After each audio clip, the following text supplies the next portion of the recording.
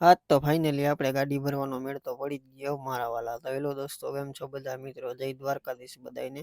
સવારે ઉઠ્યા નિરાતે અને ચા પાણી કમ્પ્લીટ કરીને બેઠા હતા અને તો આપણે ભરવાનું નક્કી થઈ ગયું હતું. બપોરે જવાનું હતું ભરવા, એટલે મેં કીધું જમી કારવીને નિરાતે જઈને આવી ગયા જમવા માટે અને જમી કારવીને નીકળી ગયા આપણે ભરવા જવા માટે. સાંગલી રોડ ઉપર જવાનું હતું ભરવા અને આપણે મેટોડાનું જ્યોતિનો માલ ભરવાનો હતો, એટલે આપણે મામાને લઈને નીકળી ગયા અને આવી ગયા કંપનીએ ભરવા માટે. કંપનીમાં ફોન એલાઉડ હતો નહીં, એટલે આપણે થોડોક વિડીયો શૂટ કરી શક્યા નથી ને ગાડી કમ્પ્લીટ લગાડીને આપણે આવી ગયા ચા પાણી પીવા માટે. અને 6 વાગતા વખતે તો ગાડી કમ્પ્લીટ ભરાઈ ગઈ ને વળી પાછા નીકળી ગયા અને આવી ગયા આપણે ઓફિસે. તો ત્યાંથી વળી ડીઝલની ટાંકી ફૂલ કરાવી લીધી ને નીકળી ગયા. અને આપણી ભેગી ગાડી હતી, આ મોરબીની ગાડી હતી, એ ભાઈની હતો ભરૂડીનો માલ. ને આ બીજી ગાડી ભરાણી હતી આપણી યારે, જેને સીએનસી નું જોતું આપણે જ્યોતિનું.